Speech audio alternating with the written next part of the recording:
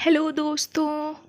तो इस लेक्चर में हम लोग पॉलिटी का चैप्टर नंबर 7 फंडामेंटल राइट्स को शुरू करने जा रहे हैं। पिछले लेक्चर में हम लोगों ने part 2 of the Indian constitution को ख़त्म कर लिया था। पार्ट 2 के अंदर हम लोगों ने 7 आर्टिकल्स देखे थे। आर्टिकल नंबर 5 to 11 ये आर्टिकल्स हम लोगों ने ख़त्म कर लिए थे। आज हम लोग part 3 of the Indian constitution start करेंगे। क्या बोला मैंने? Part 3 of the Indian constitution. इसके अंदर बेसिकली हमें पढ़ना है आर्टिकल नंबर 12 से लेकर के आर्टिकल नंबर 35 तक। इतना आर्टिकल्स हम लोग को पढ़ना है। यूपीएससी के एग्ज़ाम के पर्सपेक्टिव से ये चैप्टर बहुत इंपॉर्टेंट है। इसके अंदर आप लोगों को बहुत सारे प्रीलिम्स के छुपे प्यारे प्यारे क्वेश्चंस मिलेंगे विच विल डिस्कस बहुत अच्छे से इन आर लेक्चर्स। मैं ट्राई करूँगी कि ये लेक्चर को मैं जितना क्लियर और ल्यूसिड बना सकूँ मैं बना दूँ। मैंने यहाँ कुछ शॉर्ट नोट्स भी लिखी हूँ आपके लिए which you can just write in your Laxmikanth. That will give you a good salt of your revision during the examination. So without wasting much time let's get into our chapter. UPSC के exam से ये chapter बहुत important है तो इसे अच्छे से करिएगा. So let's start with our part 3 of the Indian Constitution which deals with fundamental rights article 12 to 35. अब फंडामेंटल राइट का ओरिजिन कहाँ से होता है? Fundamental right basically king of England के थ्रू लाया जाता है. ठीक है, उसे ये इशू करते हैं एज माग्ना कार्टा 1215 में. 1215 में इसे किंग ऑफ इंग्लैंड के थ्रू, देखिए यहाँ मैंने लिखा है किंग ऑफ इंग्लैंड के थ्रू इशू किया जाता है 1215 में, जिसे वो किस नाम से बुलाते हैं? Aristocratic rights. मतलब वही fundamental rights, important rights, basic rights, human rights, aristocratic rights. ठीक है, अमेरिका के कॉन्स्टिट्यूशन में इसे बिल ऑफ राइट्स कहा जाता है. ठीक है, जब अमेरिका आज़ाद हुआ था तब अमेरिका ने जब अपना संविधान बनाया तो उन्होंने फंडामेंटल राइट्स को कहा बिल ऑफ राइट्स. हम लोगों ने बेसिकली अपना जो फंडामेंटल राइट्स है वो अमेरिका के कॉन्स्टिट्यूशन से ही इंस्पायर होकर के बनाया है. I hope you got this. हमारा मतलब जैसे हम लोगों ने पढ़ा है ना कि जैसे फेडरल स्ट्रक्चर कहाँ से लाया गया तो कनाडा से लाया गया है, वैसे ही फंडामेंटल राइट्स कहाँ से लाया गया तो फंडामेंटल राइट्स को उठाया गया है यूएसए से. ठीक है, इसे याद रखिएगा. हमारा फंडामेंटल राइट्स का कौन से कंट्री से इंस्पायर्ड है? It's inspired from USA. ठीक है, 1928 में जो मोतीलाल नेहरू जी थे उन्होंने भी फंडामेंटल राइट्स के बारे में बोला था. अच्छा, मोतीलाल नेहरू या जवाहरलाल नेहरू नहीं है, don't get confused. Motilal Nehru was a different person and Jawaharlal Nehru was a different person who was a PM during the 1950s time. So Motilal Nehru ji ने भी 1928 में उनका एक कमेटी बैठा था. उस कमेटी के रिकमेंडेशंस में उन्होंने ये भी कहा था कि सिटीजन्स को उनका जो फंडामेंटल राइट्स है वो गारंटीड होना चाहिए. अच्छा देखिए, अगर हमारे यहाँ वॉर ऑफ इंडिपेंडेंस छिड़ा था तो वो क्यों छिड़ा था? क्योंकि हमें हमारे फंडामेंटल राइट्स, हमें हमारे बेसिक राइट्स ही तो नहीं मिल रहे थे. अगर ब्रिटिशर्स हमें जो हम चाहते हैं करना वो करने देते, हम जैसे रहना चाहते हैं हमें रहने देते, हम जो काम करना चाहते हैं, हम जो खेती बाड़ी करना चाहते हैं, हम जिस तरह से अपना रिलीजन, अपना कल्चर को बढ़ाना चाहते हैं हमें वो करने देते, तो क्या वॉर कभी छिड़ता? कभी नहीं छिड़ता. तो वॉर छिड़ने का बेसिक कारण ही क्या था? Fundamental rights. सिंस हमारे फंडामेंटल राइट्स गारंटीड नहीं थे तो हमें उस लड़ाई में जुटना पड़ा जहाँ पे ब्रिटिशर्स हमें सप्रेस कर रहे थे, हमें कंट्रोल करने की कोशिश कर रहे थे. कि मैंने यहाँ लिखा है fundamental rights of India has been taken from American constitution. ठीक है, अब हम लोग जल्दी से नेचर ऑफ फंडामेंटल राइट्स देख सकते हैं. नेचर क्या है? Not absolute. मतलब ऐसा नहीं है कि एकदम स्टिक है, कोई चेंजेस कभी नहीं आ सकता है. आ सकता है, अगर डिमांड ऑफ टाइम है, डिमांड ऑफ द आवर है, then changes can come into your fundamental rights through our parliament. इतना याद रखिएगा. फंडामेंटल राइट्स में कोई चेंजेस अगर लाता है तो वो पार्लियामेंट लाता है और उसे प्रोटेक्ट करता है सुप्रीम कोर्ट. मतलब सुप्रीम कोर्ट ये बताएगा कि जो फंडामेंटल राइट में चेंजेस पार्लियामेंट के थ्रू लाया गया है वो सही है कि नहीं. तो parliament is the authority to change your और bring any reversal in the fundamental rights and the supreme court is the power. Supreme Court is basically the authority, the institution which will protect your fundamental rights. कि आपके fundamental rights कभी अगर violate हुए तो आप सीधा complain करने के लिए कहाँ जा सकते हैं?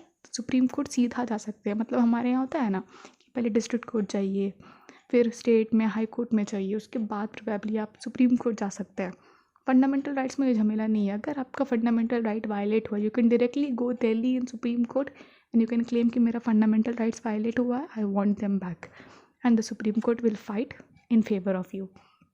ठीक है, तो यहाँ क्या बोला गया नेचर ऑफ फंडामेंटल राइट्स में कि नॉट एब्सोल्यूट ऐसा नहीं है कि बदलाव नहीं हो सकता, बदलाव हो सकता है। जस्टिसेबल मतलब का वही कि आप कोर्ट जा सकते हो। मैंने अभी बताया कि अभी अगर आपका फंडामेंटल राइट्स वायलेट हुआ, you can directly go to where, you can directly go to supreme court. ठीक है, जस्टिसेबल, आपको जस्टिस उसके लिए मिलेगा। गारंटीड बाय सुप्रीम कोर्ट, अभी मैंने बताया कि supreme court is the protector of your fundamental rights. मतलब अगर आपके फंडामेंटल राइट्स को किसी ने हनन किया, किसी ने उसे छीनने की कोशिश की, तो आप सुप्रीम कोर्ट जा सकते हो, supreme court will give you justice. So it is guaranteed bye supreme court, not permanent. मतलब परमानेंट से मतलब ऐसा नहीं है कि वही चीज़ है, नॉट एब्सोल्यूट, नॉट परमानेंट, कि ऐसा नहीं है कि इसमें कोई चेंजेस नहीं आ सकता है, आ सकता है, need of the hour, need of the time changes आ सकता है। सस्पेंडेड ड्यूरिंग इमरजेंसी, अब हमारे देश में 3 तरह की इमरजेंसीज लगती है। नेशनल इमरजेंसी, अगर किसी फॉरेन कंट्री के साथ वॉर हो गया या ऐसा कुछ, या कंट्री के अंदर कुछ डिस्टर्बेंस चल रहा है, या कुछ फिनेंशियल क्राइसिस चल रहा है कंट्री में, कंट्री के पास पैसा नहीं है, तो ये सब सिचुएशंस कैसे, ये सब इमरजेंसी के सिचुएशंस है। तो इमरजेंसी के टाइम अगर पार्लियामेंट चाहे तो वो आपके फंडामेंटल राइट्स को कुछ दिन के लिए, कुछ समय के लिए सस्पेंड कर सकती है। You can not go to supreme court saying कि मेरा फंडामेंटल राइट्स का हनन हो रहा है, नहीं, वो इमरजेंसी का समय है, देश अभी मुसीबत में है, देश को आपकी सहायता की, आपकी कोऑपरेशन की ज़रूरत है, तो उस वक्त वो चाहे तो ये सारे जो इंटरनल काम है उसे रोक कर आपके फंडामेंटल राइट्स को रोक सकते हैं। तो आप सुप्रीम कोर्ट नहीं दौड़ सकते हो कि मेरा फंडामेंटल राइट्स मुझे वापस दो, नहीं। The country is in bad times, it needs your cooperation, so it can suspend your fundamental rights during emergency. I hope these points are clear. अब नेक्स्ट एक राइट था हमारा, राइट टू प्रॉपर्टी। तो right to property को delete कर दिया गया था 44th constitutional amendment act of 1978। ठीक है, राइट टू प्रॉपर्टी एक फंडामेंटल राइट हुआ करता था, लेकिन उसे डिलीट कर दिया गया under 44th constitutional amendment act of 1978। It was made a legal right under article 300A। अब फंडामेंटल राइट और लीगल राइट में अंतर क्या है? फंडामेंटल राइट का अगर वायलेशन हुआ तो आप सीधा सुप्रीम कोर्ट जा सकते हो, मतलब अल्टीमेट अथॉरिटी है सुप्रीम कोर्ट के पास, वो आपका फंडामेंटल राइट के लिए लड़ेगा। तो अगर फंडामेंटल राइट, आपका बेसिक मौलिक अधिकार अगर वायलेट हुआ तो you can directly go to where, supreme court. लेकिन ये जो राइट टू प्रॉपर्टी है इसे बाद में क्या बना दिया गया था? Legal right under article 300A। तो इसके लिए आप डायरेक्ट सुप्रीम कोर्ट नहीं जा सकते हो, आप वहीं पहले लोकल बॉडीज़, डिस्ट्रिक्ट, फिर high court, and then probably if you don't feel justified then you can go to supreme court.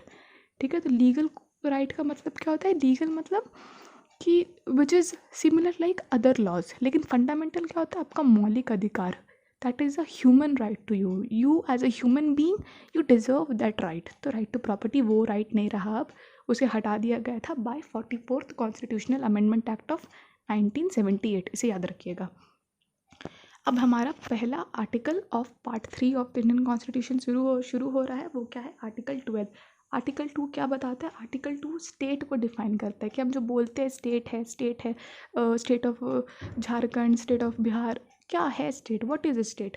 State क्या है? पहला तो वहाँ एक गवर्नमेंट है, ठीक है, जो भी एरिया है वहाँ एक गवर्नमेंट है। यूनियन में एक पार्लियामेंट है, ठीक है, उसका एक लेजिस्लेचर, हम लोग बोलते हैं ना स्टेट लेजिस्लेचर, विधानसभा, विधान परिषद, तो वो वाला लेजिस्लेचर है। सेल्फ गवर्निंग बॉडीज़ जो पंचायत और म्यूनिसिपैलिटीज़ होते हैं वो है। उसके बाद अदर अथॉरिटीज़ की और जो छोटा छोटा बॉडी और अथॉरिटीज़ रहते हैं वो सब भी है। ठीक है, तो स्टेट उसी को बोलेगा जिसमें क्या है? गवर्नमेंट है, सेंटर में पार्लियामेंट है, लेजिस्लेचर्स है, सेल्फ गवर्निंग बॉडीज़ है, अथॉरिटी है। अच्छा, यहाँ स्टेट का मतलब शायद मैंने शुरू में कुछ और बोल दिया। स्टेट का मतलब यहाँ वो पर्टिकुलर स्टेट से नहीं है, it is for India as a whole, मतलब पूरा इंडिया को they are looking as a state. ठीक है, पूरा इंडिया को they are looking as a state. मैं यहाँ लिख देती हूँ, पूरा इंडिया, ठीक है, पूरा इंडिया को they are assuming as a state. ठीक है, तो यहाँ पे स्टेट का मतलब ये नहीं है कि मतलब यूपी या एमपी का बात हो रहा है। यहाँ स्टेट का मतलब क्या है कि इंडिया एज अ होल को स्टेट माना गया है। तो स्टेट का मतलब क्या होता है कि, लेट मी रिमूव दिस, हाँ, तो स्टेट का मतलब क्या होता है? मतलब इंडिया एज अ कंट्री का मतलब क्या होता है कि यहाँ एक गवर्नमेंट है, यहाँ एक गवर्नमेंट है, यहाँ एक पार्लियामेंट है, यहाँ लेजिस्लेचर्स है, एक सेल्फ गवर्निंग बॉडीज, अथॉरिटी है। अगर ये सारा एक कंट्री के अंदर है तो that is the definition of that country state. ठीक है, तो यहाँ स्टेट का मतलब क्या है, यहाँ स्टेट का मतलब है इंडिया। ठीक है ना, यहाँ स्टेट का मतलब क्या है, इट्स इंडिया। इंडिया को स्टेट की तरह डिफाइन किया जा रहा है। तो इंडिया के अंदर क्या क्या होना चाहिए, तब वो स्टेट कहलाएगा। गवर्नमेंट होना चाहिए जो कि हमारे यहाँ है, पार्लियामेंट होना चाहिए है, लेजिस्लेचर्स होना चाहिए जो स्टेट लेजिस्लेचर्स होते हैं वो, governing bodies municipalities, panchayat, rural local bodies होना चाहिए, और अदर अथॉरिटीज़। अब यहाँ कुछ एग्जांपल्स दिए हुए कि कौन कौन से स्टेट होते हैं और कौन कौन से स्टेट नहीं होते। तो this is important MCQ question for your prelims, you can just remember this. BCCI is not a state, BCCI is not a state. ठीक है, याद रखिएगा, BCCI is not a state, LIC, ONGC, SAIL are state. ठीक है, BCCI एक state नहीं है, लेकिन LIC, ONGC, SAIL are state. ये मैंने लक्ष्मीकांत से ही उठाया है, विद दे आर इम्पॉर्टेंट, तो आप इसे लिख सकते हो। इसमें क्या है, BCCI is not a state, लेकिन ये सारे स्टेट्स है। ठीक है, लेट्स मूव फर्दर। जुडिशरी, अब जुडिशरी कब स्टेट कहलाएगा और कब स्टेट नहीं कहलाएगा। जुडिशरी जब जुडिशियल फंक्शंस करेगा तो वो स्टेट नहीं कहलाएगा। जुडिशियल फंक्शंस मतलब वो कोर्ट में बैठ के जजमेंट्स दे रहा है, वो कोर्ट का काम कर रहा है, कोर्ट प्रोसीडिंग्स में इन्वॉल्व है, तो वो स्टेट नहीं कहलाएगा। लेकिन जब वो एडमिनिस्ट्रेटिव फंक्शंस करेगा तो वो स्टेट है। ठीक है, जुडिशरी के पर्सपेक्टिव में, मतलब जुडिशरी मतलब क्या, courts, high court, supreme courts, district courts वगैरह वगैरह। तो कोर्ट्स जब जुडिशियल फंक्शन करेंगे तो they are not a state. ठीक है, जुडिशियल फंक्शन मतलब जब वो अपना प्रोसीडिंग्स का काम कर रहे हैं, कोई सिविल केसेस का बात कर रहे हैं, जजमेंट सुना रहे हैं, then they are not a state. लेकिन जब वो एडमिनिस्ट्रेटिव फंक्शंस करेंगे स्टेट में, then they are a state. ठीक है, अब आर्टिकल 13 में आते हैं। आर्टिकल 13 क्या बोलता है, आर्टिकल 13 पार्ट 1 बोलता है कि अगर इंडिपेंडेंस से पहले, ठीक है, इंडिपेंडेंस से पहले मतलब जब ब्रिटिशर्स रूल कर रहे थे, तो अगर इंडिपेंडेंस से पहले कोई ऐसा लॉ बना है जो फंडामेंटल राइट्स को वायलेट करता है, इट बिकम्स वॉइड। वॉइड मतलब ख़त्म हो जाता है। मतलब इंडिपेंडेंस से पहले अगर कोई ऐसा लॉ बना हुआ था जो फंडामेंटल राइट्स के अगेंस्ट जाता है, देन इट बिकम्स वॉइड। इसको बोलते हैं doctrine of eclipse. Doctrine of eclipse, eclipse का मतलब समझते हैं, छुपा देना। ये सूरज और मून वाला एक्लिप्स ही है जो हम लोग साइंस में पढ़े थे बच्चे में। This is not a science class, इसलिए I am not going there. Eclipse का मतलब क्या होता है, छुपा देना। ठीक है, एक्लिप्स का मतलब क्या होता है, छुपा देना। तो अगर इंडिपेंडेंस से पहले कोई ऐसा लॉ बना था जो फंडामेंटल राइट्स को वायलेट कर रहा हो, फंडामेंटल राइट्स के अगेंस्ट में खड़ा हो, तो उन सारे लॉज को, उन सारे एक्ट्स को वॉइड बना दिया जाएगा, मतलब ख़त्म कर दिया जाएगा। और इसे बोलते हैं डॉक्ट्रिन ऑफ एक्लिप्स। एक्लिप्स का मतलब क्या होता है, छुपा देना। फॉर एग्जांपल देखिए, मैंने यहाँ लिखा प्रॉपर्टी राइट्स। जब प्रॉपर्टी राइट्स को 44th कॉन्स्टिट्यूशनल अमेंडमेंट एक्ट के थ्रू हटाया गया था, तो क्या उसे डिलीट कर दिया गया था, पूरा संविधान से ही हटा दिया गया था? नहीं, उसे छुपा दिया गया था और बाद में उसे आर्टिकल नंबर 300A में इंक्लूड कर दिया गया था, है ना। उसे पूरा संविधान से तो नहीं ना एकदम डिलीट कर दिया, उसे सिर्फ फंडामेंटल राइट से हटा दिया गया था, उसे बाद में लीगल राइट इंक्लूड कर दिया गया था। तो डॉक्ट्रिन ऑफ एक्लिप्स, बस छुपा देना और बाद में उसे कहीं और ऐड कर देना। ठीक है, तो पहला इंडिपेंडेंस से पहले। दूसरा क्या बोलता है, इंडिपेंडेंस के बाद अगर कोई ऐसा लॉ बन गया जो फंडामेंटल राइट्स के अगेंस्ट जा रहा है, इंडिपेंडेंस के बाद कोई ऐसा लॉ बन गया जो फंडामेंटल राइट्स के अगेंस्ट जा रहा है, देन इट बिकम्स वॉइड, तब भी वो ख़त्म हो जाएगा। ठीक है, और इसे बोलते हैं डॉक्ट्रिन ऑफ सीवियरेबिलिटी। सीवियरेबिलिटी, इसे छुपाया नहीं जाएगा। पहले केस में इसे छुपा दे रहे थे और बाद में लेते आ रहे थे, सेकंड में ऐसा नहीं है। सेकंड में सीवियरेबिलिटी का मतलब पूरा हटा देना, डिलीट ही कर देना। ठीक है, डिलीट ही, एकदम पूरा संविधान से ही उसे काट के हटा देना। ये संविधान है, इसी से पूरा काट के हटा देना, एकदम छुपाना ही नहीं है, पूरा काट के हटा देना है। ये कब है, पार्ट 2 है, इंडिपेंडेंस के बाद। इंडिपेंडेंस के बाद कोई ऐसा लॉ बना दिया गया जो फंडामेंटल राइट्स के अगेंस्ट जा रहा है, तो उसे पूरा ही संविधान से हटा दिया जाएगा, डॉक्ट्रिन ऑफ सीवियरेबिलिटी। और अगर पहला पार्ट क्या बोल रहा था, अगर इंडिपेंडेंस से पहले कोई ऐसा लॉ बना था जो फंडामेंटल राइट्स के अगेंस्ट जा रहा था, it becomes void, doctrine of eclipse.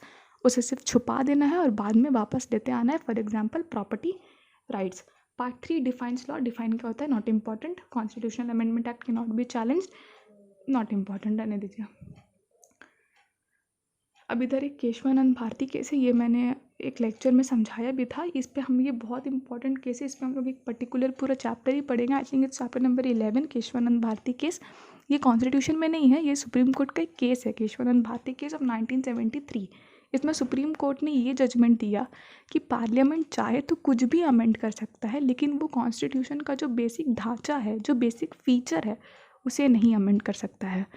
तो पार्लियामेंट ने पूछा कि अच्छा बेसिक फीचर क्या है कॉन्स्टिट्यूशन का, तो सुप्रीम कोर्ट ने बोला वो हम आपको नहीं बताएंगे, वो केस टू केस जब आप कोई एक्शन लोगे तब हम आपको बताएंगे कि वो बेसिक फीचर का पार्ट है कि नहीं।